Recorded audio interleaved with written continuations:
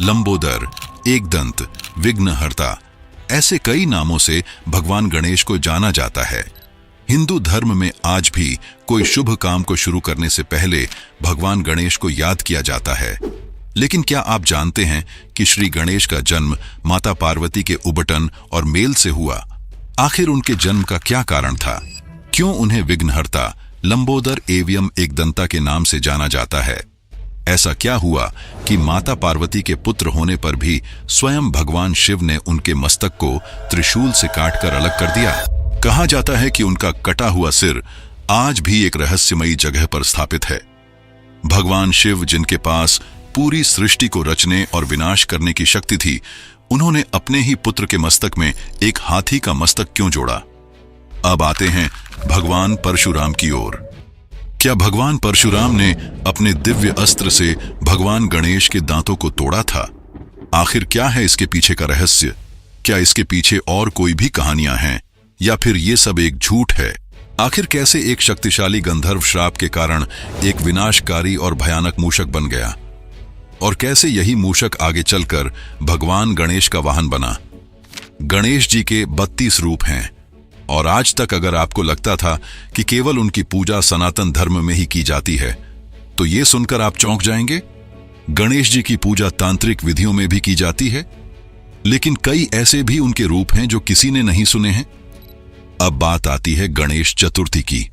10 दिनों के इस शुभ पर्व में क्या भगवान गणेश धरती में पधारते हैं? क्यों भगवान को मोदक प्रिय है? ऐसी मान्यता है कि गणेश चतुर्थी के दिन अगर किसी ने चंद्रमा को देख लिया तो उसके जीवन में बाधा और कलंक क्यों लग जाता है? क्यों भगवान की पूजा में तुलसी का उपयोग नहीं किया जाता? आखिर क्यों गणेश चतुर्थी पूरे भारत में धूमधाम से मनाई जाती है? आज हम जानेंगे कि इन्हीं सभी रहस्यों के बारे में, क्योंकि गणेश जी की कथा केवल एक कहानी नहीं बल्कि एक ऐसा दर्शन है जो हमें बाधाओं को पार करने, नम्रता और समर्पण के साथ जीने की प्रेरणा देता है। तो आइए इस भव्य यात्रा में चले और कुछ ऐसे रहस्यों से पर्दा उठाएं जो आज तक आपसे छिपे हैं। लेकिन अगर आप चैनल पर नए हैं तो वीडियो को लाइक कर चैनल को सब्सक्राइब जरूर करें और पूरे मन से कमेंट में जय श्री गणेश जरूर लिखें।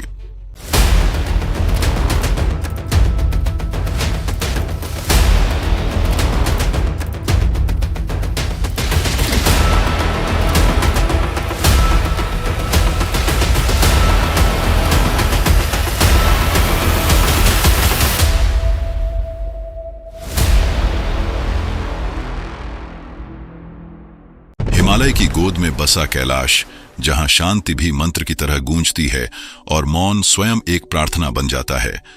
उसी पावन धाम में एक दिन ऐसी घटना घटी जिसने सृष्टि को एक नए आराध्य का वरदान दिया। कहते हैं जहां शिव निवास करते हैं वहां समय ठहर सा जाता है, पर नियति को परिवर्तन के लिए एक क्षण ही काफी होता है। यह कथा उस क्षण की है जब एक मां के संकल्प ने भक्ति की रीढ़ पर खड़े एक बालक को युगों का प्रथम पूज्य बना दिया। तो आइए जानते हैं भगवान गणेश की जन्म की कथा। कैलाश पर्वत पर भगवान शिव और माता पार्वती का निवास था। वहां सब कुछ शांत, पवित्र और सरल था। एक दिन माता पार्वती स्नान करने जा रही थीं। उन्होंने द्वार पर खड़े अपने विश्वस्त नंदी को आदेश दिया कि जब तक वो अंदर हैं कोई उनसे नहीं मिल सकता। नंदी ने सिर झुकाकर आज्ञा मान ली। वह शिव जी के सबसे प्रिय गण थे और उनका मन अपने स्वामी के चरणों में हमेशा झुका रहता था। उसी दिन एक ऐसा क्षण आया जिसने सब कुछ बदल दिया। शिव जी ध्यान से उठकर उसी द्वार पर आ पहुंचे। नंदी ने अपने भगवान को देखा तो उनके लिए आदर उमड़ आया। सामने माता का आदेश था और सामने ही अपने आराध्य के चरण। नंदी धर्म संकट में पड़ गए। उन्होंने सिर झुकाया और शिव जी को भीतर जाने दिया। यह बात पार्वती जी के हृदय को लगी। उन्हें महसूस हुआ कि उनकी निजता और मर्यादा की रक्षा किसी और की निष्ठा पर निर्भर है। उन्हें ऐसा रक्षक चाहिए था जो केवल उनकी बात सुने और जो बिना किसी संदेह के उनके लिए खड़ा रहे। कुछ समय बाद जब शिव जी फिर से तपस्या के लिए बाहर गए, पर्वत पर शांति छा गई। यही वह समय था जब माता पार्वती ने अपने संकल्प को रूप दिया। स्नान के बाद उन्होंने अपने शरीर से उतरी हुई हल्दी का उपटन, थोड़ा चंदन और गंगा जल लेकर एक सुंदर बालक का पुतला बनाया। यह साधारण मिट्टी नहीं थी, इसमें एक मां का प्यार था, उसकी इच्छा थी। पार्वती जी ने अपनी आंखें बंद कीं और अपने प्राणों का अंश उस पुतले में प्रवाहित कर दिया। कुछ ही पल में अद्भुत घटना घटी। वह पुतला जैसे जाग उठा। बालक ने आंखें खोली, सांस ली और जीवन से भर गया। उसके चेहरे पर मासूमियत थी, पर साथ ही एक गंभीरता भी थी। माता पार्वती के चेहरे पर खुशी छलक आई। उन्होंने उसे प्रेम से गले लगाया और कहा, तुम मेरे पुत्र हो, तुम्हारा नाम है गणेश। फिर उन्होंने सहज पर स्पष्ट स्वर में आदेश दिया, जब तक मैं भीतर हूं, इस द्वार पर पहरा देना, किसी को भी अंदर मत आने देना। वह द्वार पर खड़े हो गए। उनके छोटे से हाथ में एक दंड था और मन में केवल एक बात, माता की रक्षा। थोड़ी देर बाद शिवजी लौटे। उनके साथ नंदी, भृंगी और वीरभद्र भी थे। शिवजी ने द्वार पर खड़े गणेश को देखा। उन्होंने नरम स्वर में पूछा, कौन हो बालक? गणेश जी ने विनम्रता से कहा, मैं माता पार्वती का द्वारपाल हूं। जब तक माता भीतर हैं, कोई भी अंदर नहीं जा सकता। शिवजी मुस्कुराए और बोले, क्या तुम जानते नहीं कि मैं कौन हूं? गणेश बोले, मुझे इतना ही पता है कि मेरी माता की आज्ञा सबसे ऊपर है। जब तक वह अनुमति न दें, मैं किसी को अंदर नहीं जाने दूंगा, चाहे आप ही क्यों ना हो। यह सुनकर शिवगण आगे बढ़े। उन्होंने गणेश जी को समझाने की कोशिश की, पर गणेश जी अपने स्थान से नहीं हिले। उन्होंने धीरे से कहा कि उनकी माता की आज्ञा उनके लिए प्राण से भी ज्यादा जरूरी है। गणेश जी की यह दृढ़ता देखकर सब चकित रह गए। शिव जी ने देखा कि बालक पीछे नहीं हट रहा। यह केवल जिद नहीं थी, यह अपनी मर्यादा और कर्तव्य की रक्षा थी। एक तीव्र क्षण आया। शिव जी का त्रिशूल उठा और वार हुआ। बालक का सिर धड़ से अलग होकर गिर पड़ा। द्वार के पास गहरा मौन छा गया, जैसे हवा भी रुक गई हो। नंदी सहित सभी गण स्तब्ध रह गए। इसी समय माता पार्वती बाहर आईं। उनकी नजर अपने पुत्र पर पड़ी, जिसे उन्होंने अपनी शक्ति से जीवित किया था। वह अब शांत पड़ा था।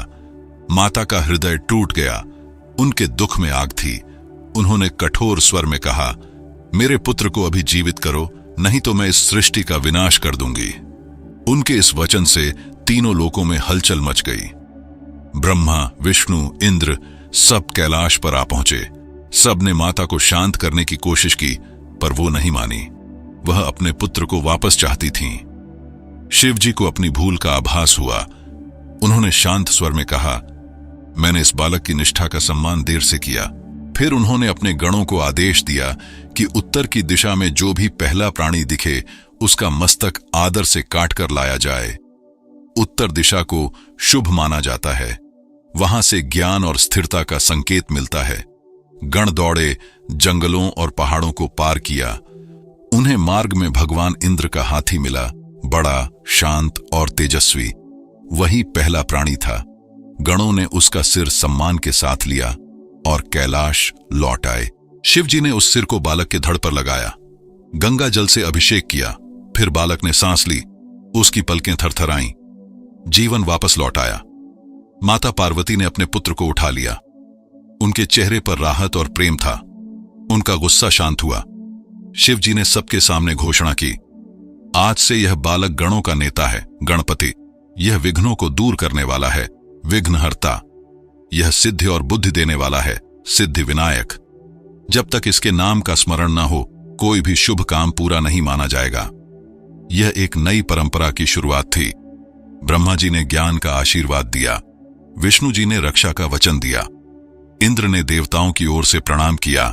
उस दिन से गणेश जी हर शुभ काम से पहले याद किए जाने लगे, और तब से भगवान गणेश को हम सभी कई सारे नामों से जानने लगे। हाथी का सिर लगना केवल शरीर का परिवर्तन नहीं था, यह एक संदेश था। हाथी के कान हमें सिखाते हैं, पहले ध्यान से सुनो, फिर बोलो। सूंड कोमलता और ताकत दोनों साथ रह सकते हैं। कैलाश की उस घटना ने एक बात हमेशा के लिए तय कर दी, प्रेम और मर्यादा साथ साथ चलें तो संकट भी सीख बन जाता है। लेकिन उस कटे हुए सिर का क्या हुआ, आइए जानते हैं।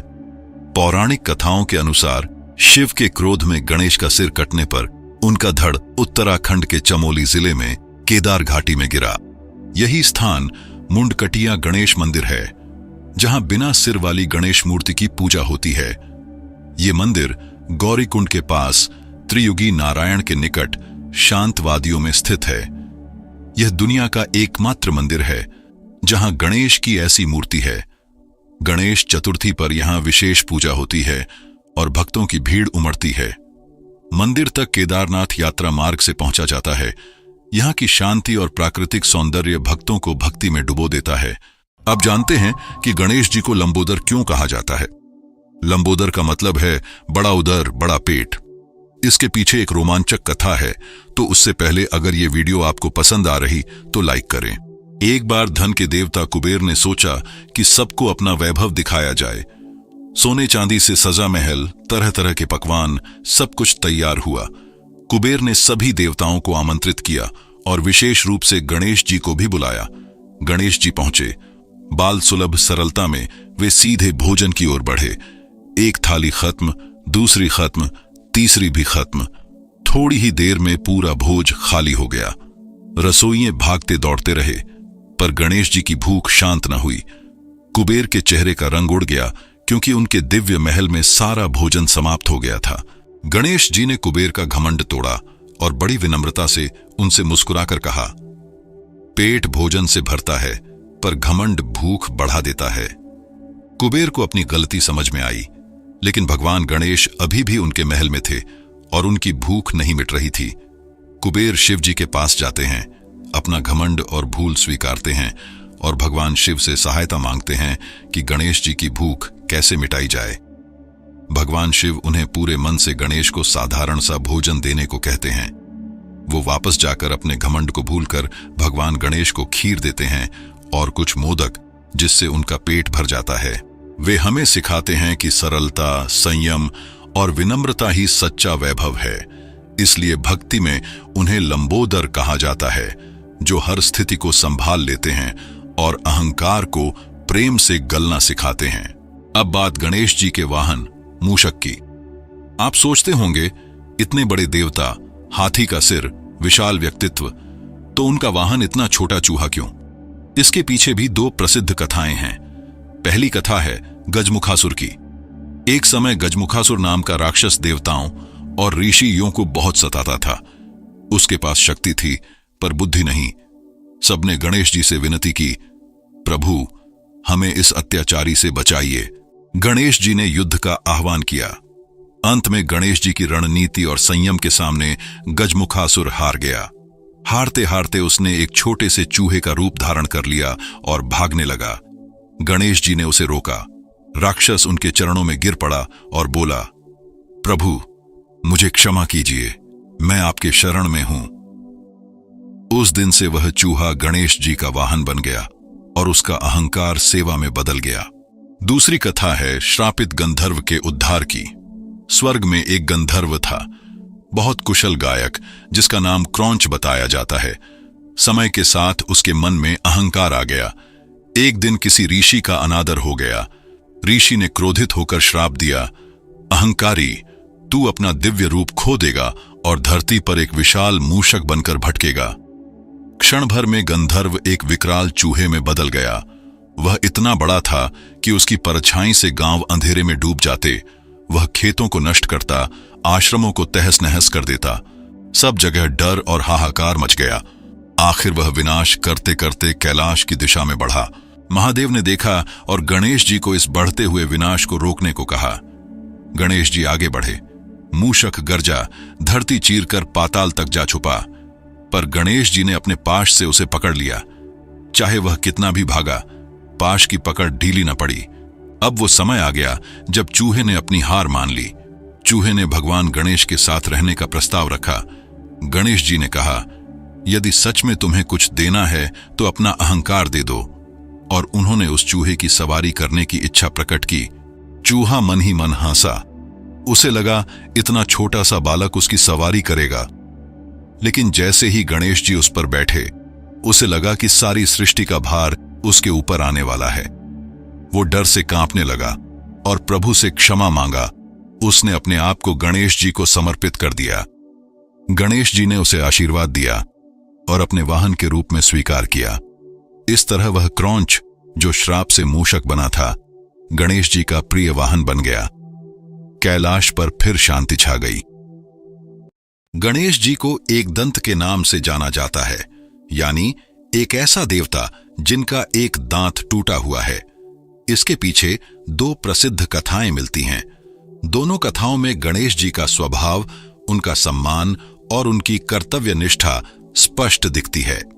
पहली कथा के अनुसार एक दिन भगवान परशुराम, जो विष्णु के अवतार माने जाते हैं, वे कैलाश पर्वत पर शिव जी के दर्शन के लिए आए।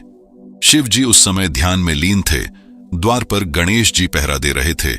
माता पार्वती और पिता शिव की आज्ञा उनके लिए सबसे ऊपर थी।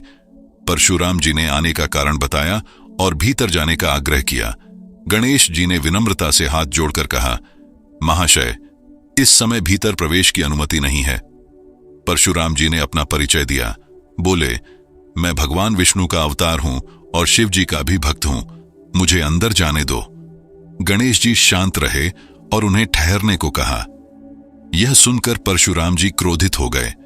उन्हें लगा कि यह छोटा सा बालक उनका अपमान कर रहा है। क्रोध के आवेश में उन्होंने अपना फरसा उठाया, वह फरसा जो उन्हें स्वयं भगवान शिव ने दिया था। गणेश जी जानते थे कि यह हथियार उनके पिता का दिया हुआ है। उस हथियार के सामने लड़ना उन्हें उचित नहीं लगा। उन्होंने सोचा, पिता के वरदान का सम्मान करना ही मेरा धर्म है। इसलिए उन्होंने उस प्रहार को स्वीकार कर लिया। फरसा लगा और गणेश जी का एक दांत टूट गया। दांत टूटने के बाद भी गणेश जी शांत रहे। उन्होंने परशुराम जी के प्रति कोई कटुता नहीं दिखाई। परशुराम जी का क्रोध भी उतर गया। उन्हें अपनी भूल समझ में आई। उन्होंने भगवान गणेश से क्षमा मांगी कि क्रोध उन पर हावी हो गया था।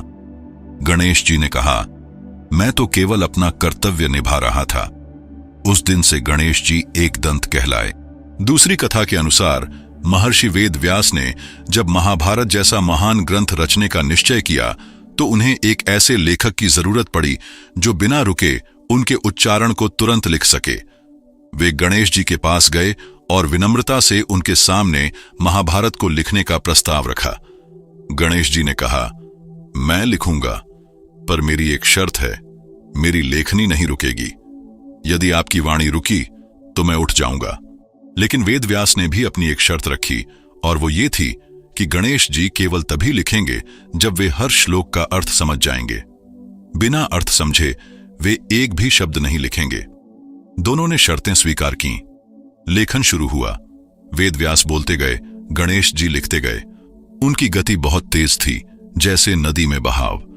कई बार वेद व्यास बहुत गहरे अर्थ वाले श्लोक बोलते, ताकि गणेश जी अर्थ समझने में थोड़ा समय लें और वे अगले श्लोक को मन में गढ़ सकें। पर गणेश जी की बुद्धि भी अद्भुत थी। वे अर्थ समझते और तुरंत उसे लिख भी देते।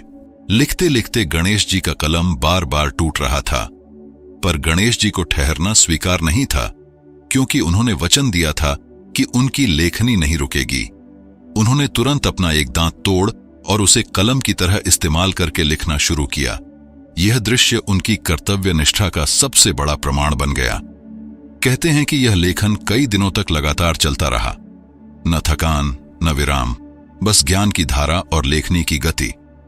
इस घटना से गणेश जी एक दंत के रूप में और भी पूज्य हो गए, क्योंकि उनका टूटा हुआ दांत केवल एक नुकसान नहीं था, वह एक बलिदान का प्रतीक था। दोनों कथाएं मिलकर हमें गणेश जी का अनोखा रूप दिखाती हैं। अब बात आती है गणेश चतुर्थी की। ऐतिहासिक रूप से गणेश चतुर्थी को 17वीं शताब्दी में मराठा शासक शिवाजी महाराज ने सामुदायिक उत्सव के रूप में बढ़ावा दिया, लेकिन इसे व्यापक लोकप्रियता 1893 में लोकमान्य तिलक ने दी, जब उन्होंने ब्रिटिश शासन के खिलाफ एकता और राष्ट्रवाद को बढ़ाने के लिए इसे सार्वजनिक उत्सव बनाया।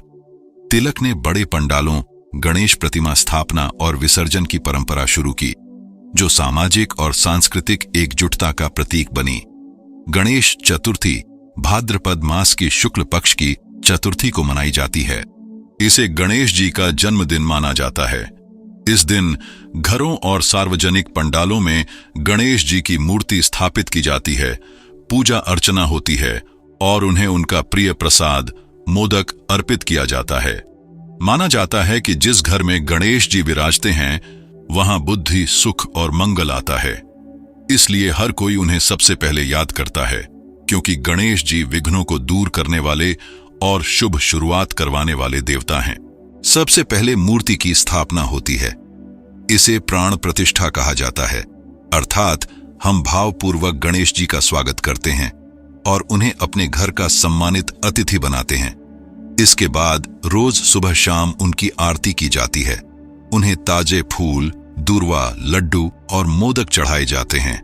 दूर्वा चढ़ाने का भी अपना अर्थ है। यह सरलता, हरियाली और लंबी आयु का प्रतीक मानी जाती है। 21 दूर्वा, 21 मोदक, यह संख्या संकल्प और पूर्णता का संकेत देती है। हिंदू मान्यता में गणेश जी का जन्म दोपहर के समय माना गया है, इसलिए इस दिन मध्याह्न के आसपास पूजा को शुभ माना जाता है। लेकिन क्यों कहा जाता है कि इस दिन चांद न देखें? गणेश चतुर्थी के दिन चंद्रमा देखने से झूठे कलंक का भय बताया गया है। कहा जाता है एक बार गणेश जी ने खूब मोदक खाए। लौटते समय उनका वाहन मूषक अचानक फिसल गया और गणेश जी गिर पड़े। चंद्रमा ने यह देखकर हंसी उड़ाई। गणेश जी क्रोधित होकर चंद्रमा को श्राप दिया कि उनकी चमक छिन जाएगी, और ऐसा ही हुआ। लेकिन इसके कारण सृष्टि का संतुलन बिगड़ रहा था। कई देवताओं ने गणेश जी से विनती की कि अपना श्राप वापस ले लें, और तब उन्होंने अपना श्राप वापस लिया। लेकिन यदि कोई गणेश चतुर्थी के दिन अनजाने में चंद्रमा को देख लेता है, तो अगर वो श्री कृष्ण से संबंधित स्यमंतक मणि की कथा सुने या मेरा स्तोत्र पढ़े तो दोष मिट जाएगा। गणेश चतुर्थी बहुत प्राचीन है, लेकिन इसे समाज के बड़े उत्सव के रूप में लोकप्रिय बनाने का श्रेय लोकमान्य बाल गंगाधर तिलक को जाता है। 1893 में ब्रिटिश शासन के समय जब सार्वजनिक सभाओं पर पाबंदियां थीं, तिलक जी ने गणेशोत्सव को सार्वजनिक रूप दिया। उनके मन में एक बड़ी बात थी, लोग एक साथ आए, जाति और वर्ग के भेद मिटे। आमतौर पर गणेशोत्सव 10 दिनों का होता है। चतुर्थी के दिन बप्पा का आगमन और अनंत चतुर्दशी के दिन उनका विसर्जन। इन दिनों में घर घर और पंडालों में भजन, आरती, महाप्रसाद, सांस्कृतिक कार्यक्रम, अन्नदान और सामाजिक सेवा के कार्यक्रम होते हैं। अब ये सवाल आपके मन में आया होगा कि गणेश जी की मूर्ति को विसर्जित क्यों किया जाता है? पूजा के बाद वह जल में मिल जाती है। यह बताता है कि सृष्टि का हर निर्माण आखिरकार अपने मूल में लौटता है। यह प्रकृति का नियम है, आगमन और प्रस्थान, मिलना और विलीन होना। एक और लोक मान्यता भी कही जाती है। जब महर्षि वेदव्यास महाभारत रचवा रहे थे तो गणेश जी ने बिना रुके लिखने का वचन दिया। लिखते लिखते उन्हें तेज ज्वर हो गया, तब उन्हें जल में शीतल किया गया। गणेश चतुर्थी हमें हर साल यह याद दिलाती है कि शुरुआत सही सोच से होती है, नियम, विनम्रता और धैर्य से। जब हम बप्पा को घर लाते हैं तो उनके साथ खुशियां आती हैं, और जब उन्हें विदा करते हैं तो मन में नई ऊर्जा छोड़ जाते हैं। यह त्योहार हमारे घरों को रोशनी देता है, हमारे दिलों को मिलाता है और हमारी सोच को सकारात्मक बनाता है। और इसी के साथ आज की वीडियो मैं समाप्त करना चाहता हूं। अगर ये वीडियो पसंद आई या मैं कुछ भी आपको सिखा पाया तो चैनल को सब्सक्राइब करें और शेयर करें।